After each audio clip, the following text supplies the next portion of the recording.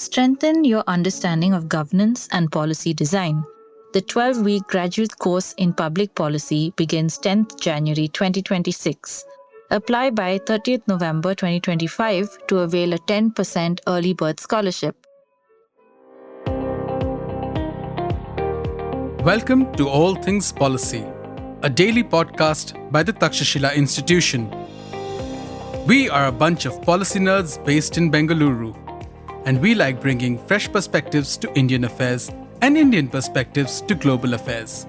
So grab a cup of coffee, sit back, and join us for today's chat.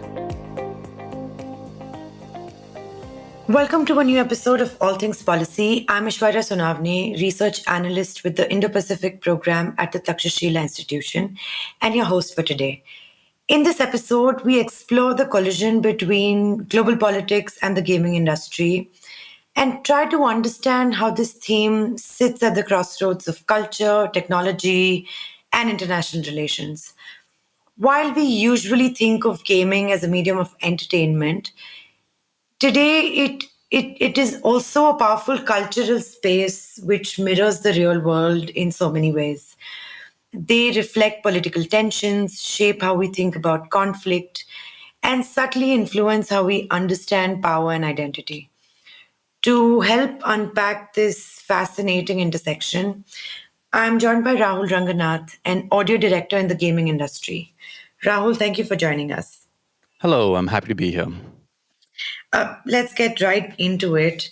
When we often look at video games, we often viewed as recreational spaces, yet many of them reproduce the logic of international politics, sometimes quite intricately. How do you understand the intersection between gaming and global affairs? And which examples demonstrate how games echo real geopolitical dynamics, even when this influence is not immediately visible to players? Yeah, sure. So games, as I see them, are an art form. And like any art, they're inevitably going to draw inspiration from events around them, some less abstract than others. And the way I think about it, there are three primary ways that games mirror the real world. One is, of course, visually. The second is narrative. And something that's often unnoticed or ignored or talked about less is the mechanics of how you engage with the game itself. So I think one of the more on-the-nose examples would be a grand strategy game. Classic examples of this would be Civilization and Crusader Kings and Stellaris. If you are the kind of person who engages with those kind of games, these are names that you would know. And the mechanics of these kind of games, they often reward expansionist policies, technological superiority, ideological dominance, and progress is almost always measured by industrial output and democratic institutions. It's very rare that you can just win the game through cooperation.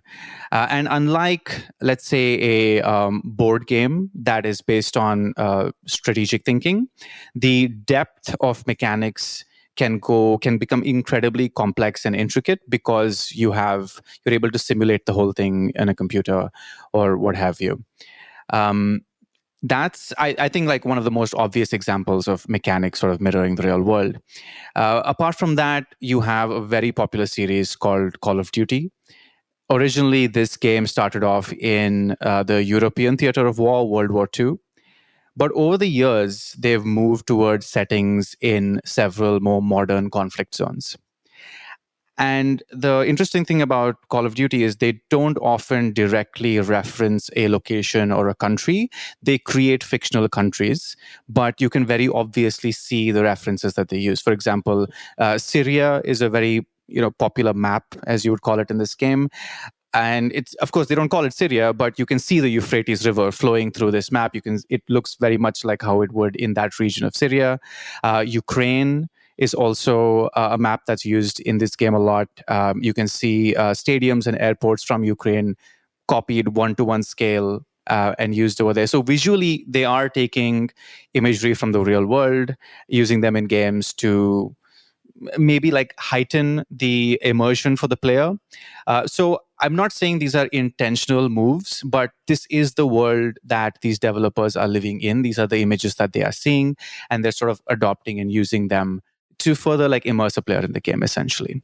And the other thing is, since these locations are inspired by real locations, it does allow the player themselves to engage with these themes of foreign intervention and terrorism and resistance without any direct attribution.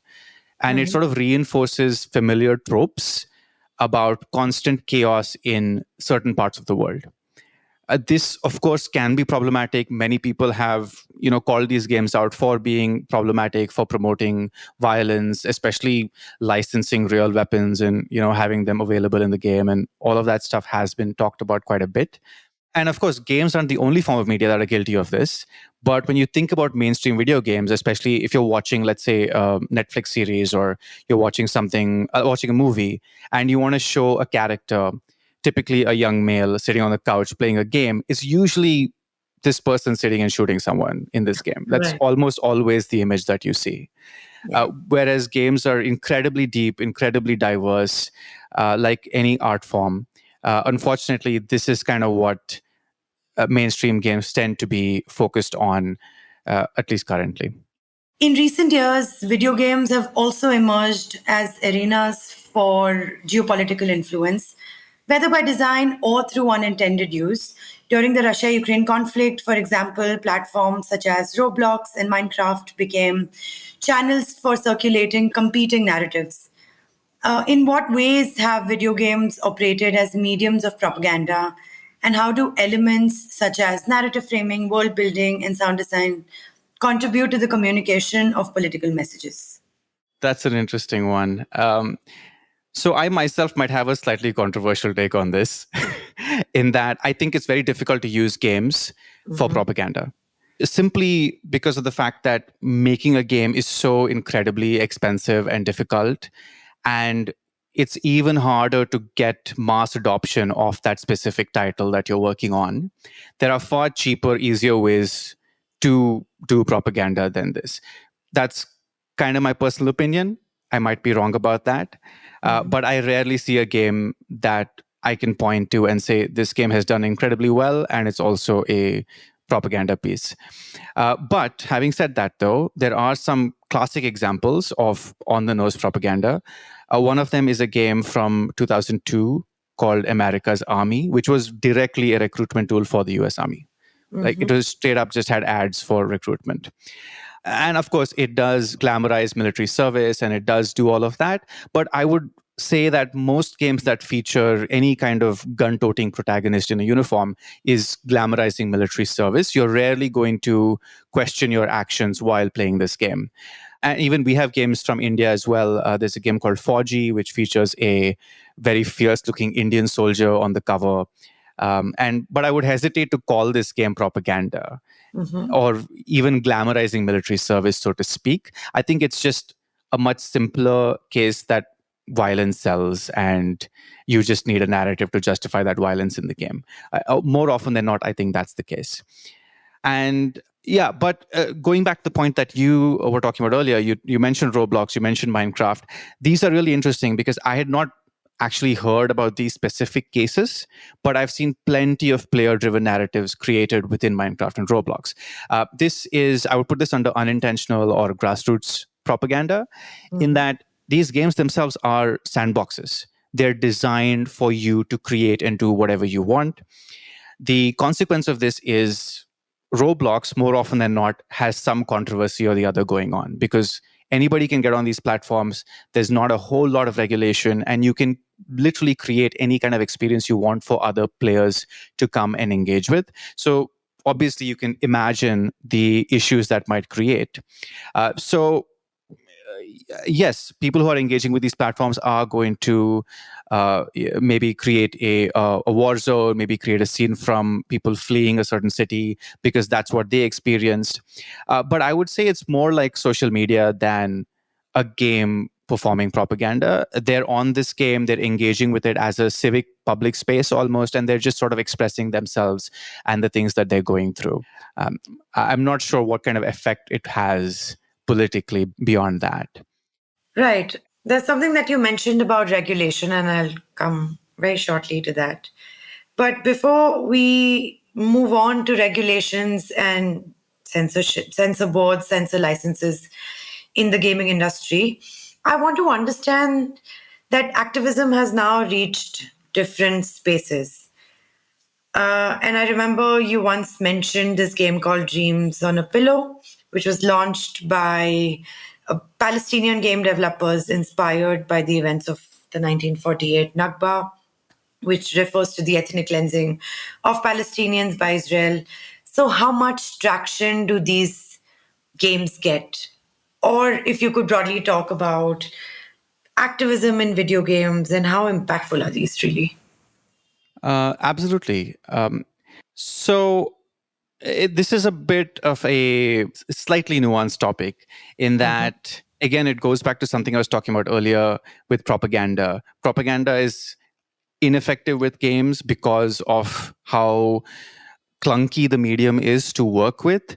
Activism has a similar problem in that it's a very difficult medium to work with, and if you are going to be performing activism, there are probably easier ways to do it. However, having said that, I do think they are big drivers, primarily because the way you engage with them are different. And even if they're not creating a huge dent, there is a cumulative effect as they tend to reach a younger audience or just different audiences for that matter. I don't think games are the domain of the youth anymore. You have streamers in their 60s and 70s, who are quite popular. And in fact, I recently watched a piece by a popular news outlet about the Zoran Mamdani win. And in it, they'd interviewed a political journalist called Hassan Piker. I don't know if I'm pronouncing his name correctly. And I've only known him as a Twitch streamer. I've only known him as someone on Twitch who streams games. Now, suddenly, I'm seeing him on this very big mainstream news outlet being interviewed about this political event that's happened. And that was me looking at him from a different angle. Of course, he is a political journalist, but his main audience is Twitch. His main audience are gamers. That is the platform he has chosen to reach the demographic that he is speaking to. So I think, it is a powerful medium for sure, but also a difficult one to work with. Anyway, Dreams on a Pillow, that's a very interesting game developed by a Palestinian indie collective called Pixel Heart. Right. It also recently passed its funding target, which is great. Over 200,000 raised in crowdfunding to make the game. And what's interesting about that game and that developer is they had also released a game called Laila and the Shadows of War in 2016. And that was a mobile game based on real events showing a Palestinian family caught in airstrikes. And it had massive downloads. But Apple decided to ban the game because it was too political. And of course, it had a Streisand effect, and it became way more popular because people now wanted to see what this banned game was. And so these games do have an effect. There are large corporations who are taking action to be like, okay, we don't want this on our platform because we're feeling pressure from such and such place. And there's also unintended activism. There was a game in 2014 called This War of Mine, which puts you in the shoes of a civilian during wartime. And your goal is to try and survive. And one of my personal favorites is Papers, Please, where you're a border inspector in this fictional totalitarian state. Very clear inferences to the Berlin Wall. And your job is to basically interview people and see if they have the right paperwork to pass the border. And at the end of the day, you make a certain amount of money, and your choice is, do I go home and keep the lights on and keep the heat on and feed my family, or do something else? It's wild that games like this exist to me, honestly. And it's also, these are commercially very successful games, which really does say something about the kind of people that are consuming games. Are they impactful? I think yes, but differently than traditional media, because they offer a experiential understanding. You don't just read about displacement, you have to make choices, you have to feel that anxiety. And of course, I'm never going to say that, oh yeah, that's how that feels. but it just gives you a different angle that you cannot do with other forms of media. Interesting. But when we look at social media platforms today and the kind of reach the gaming industry has, there's at least some degree of scrutiny, arguably, for social media platforms. By contrast, the gaming industry, as far as I know, lacks any such mechanisms, despite millions of players interacting online every day. Why do you think the gaming world has struggled to address information warfare or manipulative narratives? Yeah, okay, that's a good question. So I think there are a few reasons. Firstly, perception. Regulators treat games as escapist activities, entertainment. You engage with it for a few minutes or a few hours and you're done. But games have increasingly become social spaces.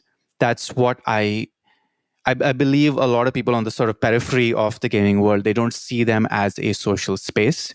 But more often than not, you're going online, you're meeting your friends, you're engaging with this game, but you're also having this conversation on the side with a large group of people, oftentimes strangers from various different parts of the world, making close connections with them.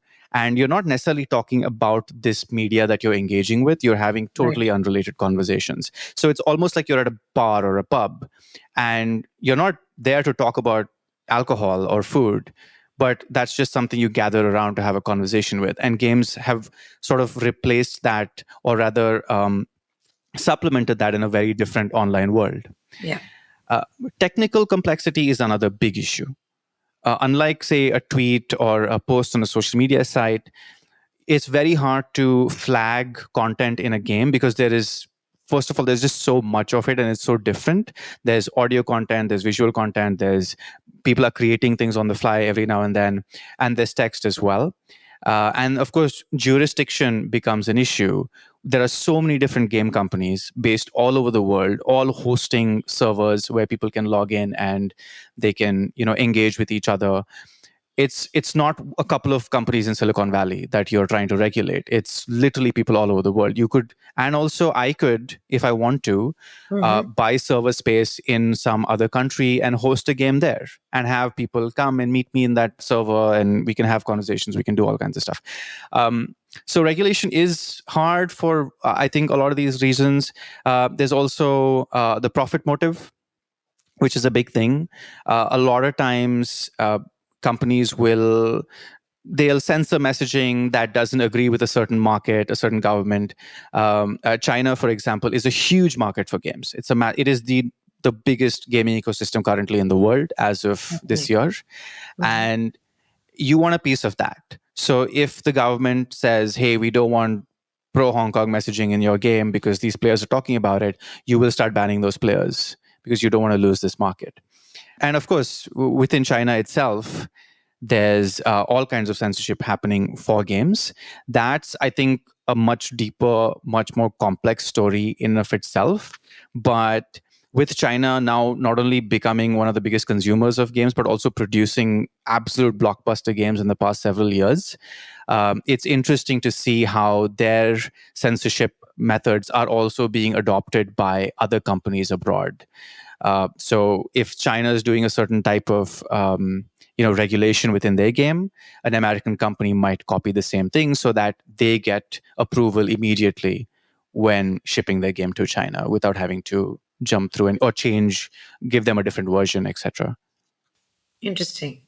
I want to shift gears and sort of try to understand representation in games. Right? Many games developed in Western countries often portray the so-called global South through limited or stereotypical classes, conflict zones, exotic landscapes, or struggling societies. Do you think video games have the potential to challenge these perceptions? Are they already doing this? Are there games in this part of the world where these stereotypes are being challenged? Yeah, absolutely. First of all, the stereotypes themselves are kind of interesting and they're difficult to properly address. And this is something I myself experienced quite recently. So one of the common stereotypes that you'll see in these games are, of course, portraying certain regions as perpetual conflict zones. The other thing is just using them as exotic backdrops, and of course, portraying a ton of poverty. These are very common. You'll see this almost in every other game.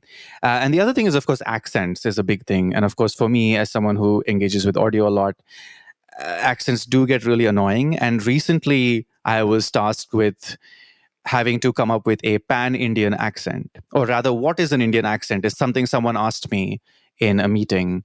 And I thought to myself, and that's a really tough question to answer. Yeah. Because just within a city, the north and south part of a city, you'll have different, English accents. So when you hear a pan-Indian accent in a Western game, my immediate instinctive reaction is to say that's not what we sound like. But Yeah. if I do need to make a pan-Indian, it's a difficult sort of subject to approach. So I'm just going to give that a little leeway, and move on to developers reclaiming their own narratives. I'll just give you one example because this is sort of very close to my heart. I really enjoyed this game. And of course, I'm always going to go back to this. It was successful commercially, which, as much as it pains me to say, it is important. So there was this game called Venba that came out a few years ago, which was a narrative game about a couple that immigrate to Canada in the 80s from Tamil Nadu. And you play the entire game from the perspective of the wife. And you're in this strange country. You don't really know what's going on. You're trying to figure things out. And all you have is this cookbook that your mother's given you. And of course, it's an old 80s cookbook. The portions and the ingredients are all a bit vague. And so the game is basically you're trying to pass this information and recreate these dishes. Traditional Tamil cuisine, which is quite alien to other Indians, let alone the rest of the world. And through this game, the narrative of this family sort of unfolds. Not only the dynamic between the couple themselves, also how they engage with people around them. There's a bit of racism thrown in there. And of course, how this child that they have engages with, that the first generation of being an immigrant, and how different this child grows up than their parents, and that whole thing. It's done beautifully. It's a heartwarming game. It's fantastic. And what is crazy is to see the number of people across the world who could relate to this game. Mm-hmm. They were playing essentially like a South Indian immigrant experience, but there are people from Korea, people from Europe, Africa, China, all over the place, leaving these incredible glowing reviews about how they could relate to these characters, how it reminded them of their parents and their struggles. And also this food was suddenly like very appealing and interesting to them. And I don't think any other medium could have achieved that level of engagement, that level of immersion into this experience, this specific experience. And for me, more than that, it was also playing the game from a woman's perspective. Mm-hmm. There are things that I heard this character say that I've heard my mother say. It didn't make any sense to me, but when I was playing as this person, suddenly, yeah, of course, these things make sense to me. And yeah, I don't think there are a lot of mediums out there that can achieve that level of engagement or make you feel that immersed in an experience or a world. Yeah, so I do believe that there is an immense potential for change, immense potential for games to be a cultural vehicle, but there are a lot of challenges, funding disparities, platform gatekeeping, algorithmic invisibility, and of course, just making games is hard. It takes a lot of money, it takes a lot of time, and there's a lot of various cross-disciplinary skills that are required that may not always be available in your country or where you're from. But I think that is slowly changing, and it's becoming a much more accessible medium to engage with. And on that wonderful note, that brings us to the end of today's episode. Thank you, Rahul, for joining us, and our listeners for tuning in. We will be back with another episode of All Things Policy. Thank you so much. If you liked our show, dive into Takshashila's research on technology, strategy, and economic affairs. Check us out at our Twitter handle @TakshashilaINST or our website takshashila.org.in.